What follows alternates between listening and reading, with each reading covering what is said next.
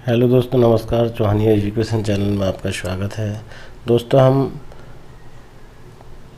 बात करेंगे आज मुख्यमंत्री लाडली बहना योजना 2023 के संबंध में बार बार पूछे जाने वाले प्रश्न जो लोगों के मन में बने रहते हैं कि किसे इस योजना का लाभ मिलेगा, किसे इस योजना का लाभ नहीं मिलेगा, किन महिलाओं को उसका लाभ जो है किस उम्र तक मिलेगा और कौन इसके लिए पात्र होंगे और कौन इसके लिए अपात्र होंगे, क्या है इसकी प्रोसेस जिससे इस महिलाओं को 1000 रुपये जो है लाडली योजना बहना के अंतर्गत मिलेंगे। तो ये सारे जो लोगों के मन में जो विचार हैं, इस वीडियो में सभी जो प्रश्न आपके मन में उत्पन्न हो रहे हैं, इन सभी का जवाब इस वीडियो में है, इसलिए वीडियो को अंत तक देखें। और अगर आप चैनल पर नए हैं तो चैनल को सब्सक्राइब कर लाइक एवं शेयर ज़रूर करें, जिससे कि हमारे आने वाले वीडियो की सभी नोटिफिकेशन आपको प्राप्त होते रहेगी एवं समय समय पर आने वाली योजनाओं की जानकारी भी मिलते रहेगी। तो देखेंगे हम लाडली बहना योजना 2023 के संबंध में बार बार पूछे जाने वाले प्रश्न क्रमांक 1, मुख्यमंत्री लाडली बहना योजना 2023 की क्या उद्देश्य हैं? तो इसमें उत्तर है महिलाओं के आर्थिक स्वावलंबन, उसके स्वास्थ्य एवं पोषण स्तर में सतत सुधार एवं परिवार के निर्णय में उनकी भूमिका को सुदृढ़ करना। ये उसका उत्तर है। दूसरा प्रश्न है, योजना अंतर्गत हितग्राहियों की पात्रता क्या निर्धारित की गई है? तो हम देखेंगे इसके उत्तर में, योजना में उल्लेखित अपात्रता की श्रेणी में नहीं आने वाली 1 जनवरी 1963 के पश्चात परंतु 1 जनवरी 2000 तक जन्मी मध्य प्रदेश की स्थानीय निवासी समस्त विवाहित महिलाएं, विधवा, तलाकशुदा एवं परित्यक्ता महिला सहित वर्ष 2023 में आवेदन हेतु पात्र होगी। तीसरा प्रश्न है, क्या योजना अंतर्गत परिवार की आय की कोई भी सीमा है? तो उत्तर है इसमें कि हाँ, योजना के अंतर्गत ऐसी महिला अपात्र होगी जिनके परिवार की सम्मिलित रूप से वार्षिक आय ₹2.5 लाख से अधिक हो। चौथा प्रश्न है, क्या आयकर दाता होने पर भी योजना का लाभ मिलेगा? उत्तर देखेंगे नहीं, यदि आवेदिका के परिवार का कोई भी सदस्य आयकर दाता हो तो योजना अंतर्गत वह अपात्र होगी। अगला प्रश्न है 5वां, योजना अंतर्गत आयकर दाता से आशय क्या है? तो उत्तर में देखेंगे, आयकर दाता से आशय ऐसे व्यक्ति से है जिसके द्वारा विगत वर्ष में आयकर योग्य आय होने के कारण आयकर रिटर्न दाखिल किया गया हो। 6वां प्रश्न है, क्या अविवाहित आवेदिका योजना के लिए पात्र है? तो उत्तर में देखेंगे हम नहीं, योजना केवल विवाहित, तलाकशुदा, विधवा, परित्यक्ता महिलाओं के लिए ही है। 7वां प्रश्न है, क्या शासकीय सेवा में कार्यरत महिला को भी योजना का लाभ मिलेगा?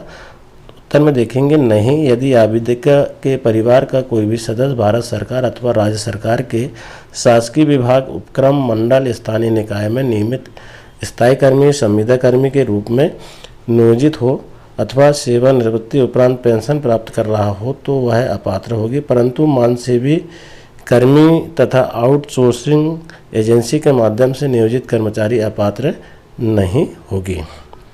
8वां प्रश्न है, क्या आंगनवाड़ी कार्यकर्ता, सहायिका, आशा कार्यकर्ता अथवा अन्य मानसेवी कर्मी योजना अंतर्गत लाभ प्राप्त कर सकेगी? जी हाँ, यदि महिला योजना में उल्लेखित अपात्रता की श्रेणी में नहीं आती तो वह लाभ प्राप्त करने हेतु पात्र है। किसी भी महिला के मात्र आंगनवाड़ी कार्यकर्ता, सहायिका, आशा कार्यकर्ता अथवा अन्य मानसेवी कर्मी होने का कारण वह अपात्र नहीं मानी जाएगी। अगला प्रश्न है 9वां, आवेदिका किसी अन्य योजना में भी लाभार्थी है और उस योजना से प्रति माह 1000 रुपये से कम प्राप्त राशि कर रही है तो क्या आवेदिका इस योजना के लिए पात्र है? हाँ में उसका उत्तर रहेगा। 1000 रुपये में बची हुई शेष राशि का भुगतान आवेदिका को किया जाएगा। सिर्फ सामाजिक न्याय विभाग की पेंशन कर्ता के लिए, उदाहरण यदि एक आवेदिका सामाजिक न्याय विभाग की पेंशन करता है एवं आवेदिका को 600 रुपये की राशि मासिक प्राप्त हो रही हो तो ऐसे में 400 रुपये की शेष राशि जोड़ करके आपको दिए जाएंगे। 10वां प्रश्न है, यदि आवेदिका के परिवार का कोई सदस्य स्थानीय निकाय में जनप्रतिनिधि है तो क्या योजना का लाभ मिलेगा? उत्तर में देखेंगे हम नहीं, यदि आवेदिका के परिवार का कोई सदस्य स्थानीय निकाय में निर्वाचित जनप्रतिनिधि है तो योजना का लाभ नहीं मिलेगा, किंतु परिवार का कोई सदस्य पंच एवं उपसरपंच होने पर आवेदिका अपात्र नहीं होगी। 11वां नंबर का प्रश्न है, यदि आवेदिका के परिवार का कोई सदस्य वर्तमान अथवा भूतपूर्व सांसद, विधायक अथवा केंद्र सरकार या राज्य सरकार के किसी बोर्ड, निगम, मंडल, उपक्रम का अध्यक्ष, उपाध्यक्ष, संचालक सदस्य हो तो क्या आवेदिका को योजना का लाभ ले सकती है? उत्तर में देखेंगे नहीं, आवेदिका को योजना का लाभ नहीं मिलेगा। अगला प्रश्न है 12वां, योजना अंतर्गत लाभ लेने हेतु आवेदिका को किन किन प्रमाण पत्रों की आवश्यकता होगी? उत्तर में देखेंगे हम, योजना अंतर्गत लाभ लेने हेतु आवेदिका को आवेदन पत्र के साथ किसी भी प्रकार का प्रमाण पत्र संलग्न करने की आवश्यकता नहीं है। आवेदिका द्वारा आवेदन हेतु आवश्यक जानकारी के पत्रक में की गई स्वघोषणा ही पर्याप्त है। प्रश्न 13वां है, आवेदिका को योजना अंतर्गत लाभ लेने हेतु आवेदन हेतु आवश्यक जानकारी का पत्रक कहाँ से प्राप्त होगा? उत्तर में देखेंगे, पत्रक ग्राम पंचायत कार्यालय, वार्ड कार्यालय, योजना अंतर्गत आयोजित शिविर में अथवा आंगनबाड़ी केंद्र से निःशुल्क प्राप्त किया जा सकता है। अगला प्रश्न है 14वां, आवेदिका को अपने आवेदन हेतु आवश्यक जानकारी के पत्रक की ऑनलाइन प्रविष्टि कहाँ करानी होगी? उत्तर में देखेंगे, आवेदिका को अपने आवेदन हेतु आवश्यक जानकारी के पत्रक की ऑनलाइन प्रविष्टि ग्राम वार्ड में आयोजित होने वाले कैंप में करानी होगी। 15वां क्वेश्चन है, क्या योजना अंतर्गत लाभ लेने हेतु आवेदिका को किन किन दस्तावेज जानकारियों की आवश्यकता है? उत्तर में देखेंगे, आवेदिका के पास परिवार समग्र आईडी, व्यक्तिगत समग्र आईडी, आधार कार्ड, स्वयं का आधार लिंकेड डीबीटी इनेबल्ड बैंक खाता एवं मोबाइल नंबर जिस पर आवेदन की ऑनलाइन प्रविष्टि के समय ओटीपी भेजा जाएगा होना आवश्यक है। 16वां प्रश्न है, योजना अंतर्गत परिवार से आशय क्या है? उत्तर देखेंगे हम यहाँ पर, परिवार से तात्पर्य पति पत्नी एवं उन पर आश्रित बच्चों से है जो कि परिवार समग्र आईडी में सम्मिलित है। 17वां प्रश्न है, क्या एक ही परिवार में एक से अधिक पात्र महिला भी आवेदन कर सकती है? उत्तर में देखेंगे हाँ, परिवार का अर्थ है पति पत्नी और उन पर आश्रित बच्चे, ना कि संयुक्त परिवार। 18वां नंबर का प्रश्न है, आधार लिंक्ड डीबीटी इनेबल्ड बैंक खाते से आशय क्या है? तो उत्तर देखेंगे हम, आधार लिंक्ड डीबीटी इनेबल्ड बैंक खाते से आशय बैंक खाते का आवेदिका के आधार से लिंक होना तथा आधार नंबर के माध्यम से ही राशि का बैंक खाते में अंतरण से है। 19 नंबर का प्रश्न है, आवेदिका अपने बैंक खाते को आधार लिंक डीबीटी इनेबल्ड कैसे कर सकती है?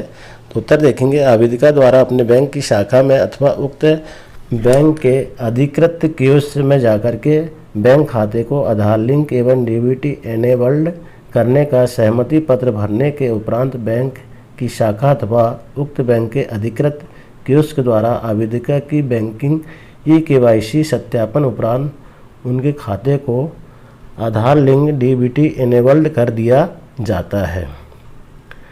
प्रश्न 20वां देखेंगे, यदि आवेदिका और उनके पति अथवा परिवार के किसी अन्य सदस्य के साथ संयुक्त खाता है तो क्या मैं योजना अंतर्गत पात्र होने पर उक्त खाते में राशि प्राप्त कर सकती हूँ? जी नहीं, योजना अंतर्गत पात्र पाए जाने पर आवेदिका को योजना का लाभ प्राप्त करने हेतु स्वयं का बैंक खाता खुलवाया जाना है। उक्त खाते को ही अपने आधार से लिंक कराना है एवं डीबीटी इनेबल्ड कराना अनिवार्य है। 21वां प्रश्न है, समग्र पोर्टल में ई-केवाईसी से क्या आशय है? उक्त ई-केवाईसी से आशय किसी व्यक्ति की समग्र पोर्टल, समग्र गवर्नमेंट इनमें स्वयं की समग्र आईडी एवं उनकी आधार में दर्ज जानकारी यथा नाम, अभिभावक का नाम, जन्मतिथि लिंक मिलान करने से है। उक्त दोनों आईडी में जानकारी एक समान होने पर समग्र पोर्टल में ई-केवाईसी तत्काल सत्यापित हो जाती है। अगला प्रश्न है 22वां, समग्र पोर्टल में ई-केवाईसी कहाँ कराई जा सकती है? तो उत्तर में देखेंगे, नज़दीकी लोक सेवा केंद्र, एमपी ऑनलाइन कियोस्क एवं कॉमन सर्विस सेंटर पर जाकर के अपना आधार ई-केवाईसी दो तरीके से निःशुल्क करा सकते हैं। पहला तरीका है आधार लिंक मोबाइल पर ओटीपी के माध्यम से। इसके लिए आधार से मोबाइल नंबर पूर्व से लिंक होना अनिवार्य है। दूसरा है बायोमेट्रिक डिवाइस के माध्यम से सत्यापन के द्वारा। 23वां नंबर का प्रश्न है, क्या आवेदिका स्वयं समग्र पोर्टल में ई-केवाईसी कर सकती है? समग्र पोर्टल पर आवेदिका स्वयं के द्वारा भी निःशुल्क ई-केवाईसी अपने समग्र आईडी को आधार से लिंक किया जा सकता है। 24वां नंबर का प्रश्न है, आवेदिका स्वयं समग्र पोर्टल में ई-केवाईसी कैसे कर सकती है? तो आवेदिका स्वयं समग्र पोर्टल समग्र गवर्नमेंट इन में अपनी समग्र आईडी प्रविष्ट कर आधार नंबर दर्ज करें तथा आधार से प्राप्त ओटीपी की प्रविष्टि कर अपने आधार को सत्यापित करें। फिर अपना मोबाइल नंबर दर्ज कर ओटीपी से सत्यापित कर सकते हैं। आधार में दर्ज आवेदिका का नाम, जन्मतिथि और लिंग का समग्र डाटा से मिलान होने पर आवेदिका का आधार ई-केवाईसी सफलतापूर्वक जो है हो जाएगा। मिलान न होने की स्थिति में आधार ई-केवाईसी का अनुरोध स्थानीय निकाय को अनुमोदन हेतु प्रेषित हो जाएगा। अगला है 25वां, यदि आवेदिका की समग्र आईडी एवं आधार में पृथक पृथक जानकारियां दर्ज है तो आवेदिका समग्र पोर्टल में अपनी ई-केवाईसी कैसे सत्यापित कर सकती है? उत्तर में देखेंगे, यदि आवेदिका समग्र आईडी एवं आधार में पृथक जानकारियां दर्ज है तो समग्र पोर्टल में आधार में दर्ज जानकारी को समग्र में ओवरराइट करने का प्रावधान है, जिसके लिए आवेदिका को पोर्टल पर ऑनलाइन सहमति के ऑनलाइन अनुरोध पर स्थानीय निकाय के अनुमोदन उपरांत दोनों आईडी में समग्र एवं आधार एक समान हो जाती है और ई-केवाईसी पूर्ण हो जाती है। 26वां नंबर का प्रश्न है, क्या योजना अंतर्गत फॉर्म भरने अथवा समग्र ई-केवाईसी पूर्ण कराने हेतु आवेदिका को कोई शुल्क देना होगा? तो उत्तर में देखेंगे जी नहीं, उक्त दोनों सेवाएं निःशुल्क है। 27वां नंबर का प्रश्न है, क्या यदि आवेदिका के परिवार का कोई सदस्य योजना अंतर्गत अपात्रता रखने वाली श्रेणी में आता है परंतु वह आवेदिका के परिवार समग्र आईडी में सम्मिलित नहीं है, तो क्या आवेदिका उस व्यक्ति के कारण योजना अंतर्गत अपात्र मानी जाएगी? उत्तर जी नहीं, यदि आवेदिका स्वयं एवं परिवार समग्र आईडी में सम्मिलित सदस्य योजना अंतर्गत अपात्रता की श्रेणी में नहीं आते हैं तथा आवेदिका पात्र की शर्तें पूर्ण करती है तो आवेदिका योजना अंतर्गत लाभ लेने हेतु पात्र होगी। 28 नंबर का जो प्रश्न है, क्या सदस्य की समग्र में ई-केवाईसी होना अनिवार्य है? हाँ, बिना ई-केवाईसी के आवेदन की प्रक्रिया आगे नहीं हो पाएगी। 29वें नंबर का प्रश्न है, क्या सदस्य समग्र एवं परिवार समग्र आईडी नहीं होने पर आवेदन किया जा सकता है? उत्तर में नहीं, आवेदन करने के लिए पहले आवेदिका को सदस्य समग्र एवं परिवार समग्र आईडी के लिए समग्र पोर्टल पर आवेदन करना होगा। सदस्य समग्र एवं परिवार समग्र आईडी बन जाने के बाद ही आवेदिका लाडली बहना योजना के लिए आवेदन कर सकते हैं। 30वां नंबर का क्वेश्चन है, क्या आवेदिका अपनी समग्र ई-केवाईसी स्थिति की जांच कर सकती है? तो उत्तर में देखेंगे हाँ, समग्र पोर्टल पर जाकर आवेदिका समग्र ई-केवाईसी की स्थिति को देख सकती है। 31वां नंबर का क्वेश्चन है, समग्र में वैवाहिक स्थिति गलत दिखाई दे रही है तो इसके लिए क्या करना होगा? उत्तर में देखेंगे ग्राम पंचायत वार्ड कार्यालय पर जाकर वैवाहिक स्थिति को बदलने के लिए आवेदन कर सकते हैं। 32वां नंबर का क्वेश्चन है, यदि आधार में जेंडर या जन्म तिथि गलत दिखाई दे रहा है तो इसके लिए क्या करना होगा? उत्तर में देखेंगे आधार केंद्र पर जाकर आधार अपडेट करने के लिए आवेदन कर सकते हैं। 33वां नंबर का क्वेश्चन है, समग्र ई-केवाईसी हो गया पर आधार बैंक से जुड़ा लिंक नहीं है तो इसके लिए क्या करना होगा? इसके लिए उत्तर देखेंगे संबंधित बैंक शाखा पर जाकर नंबर के साथ आवेदन जमा करें एवं डीबीटी को भी सक्रिय करवाने का अनुरोध करें। 34वां नंबर का प्रश्न है, आधार बैंक में लिंक है पर डीबीटी सक्रिय नहीं है तो इसके लिए क्या करना होगा? उत्तर देखेंगे संबंधित बैंक शाखा पर जाकर आधार लिंक की बैंक खाते में डीबीटी को भी सक्रिय करवाने का अनुरोध कर सकते हैं। 35वें नंबर का प्रश्न है, आवेदन की स्थिति कैसे देख सकते हैं? उत्तर में देखेंगे आवेदन की स्थिति देखने के लिए web portal CM Ladli Behna MP government in पर जाकर के आवेदन की स्थिति पर क्लिक करना होगा एवं अपना आवेदन नंबर, सदस्य समग्र आईडी भरकर एवं समग्र रजिस्टर्ड मोबाइल नंबर पर OTP वेरीफाई कर देखा जा सकता है। 36वां नंबर का प्रश्न है, आवेदन की अंतिम तारीख क्या है? तो उसका जो उत्तर है 30 अप्रैल। आवेदन करने की जो अंतिम तारीख है वो 30 अप्रैल निर्धारित है। 37वां नंबर का प्रश्न है, किसी अपात्र आवेदिका के लिए आपत्ति कैसे की जा सकती है? उत्तर में देखेंगे, पंजीयन की प्रक्रिया समाप्त हो जाने पर दिनांक 1 मई को पोर्टल पर अंतरिम सूची प्रकाशित कर दी जाएगी।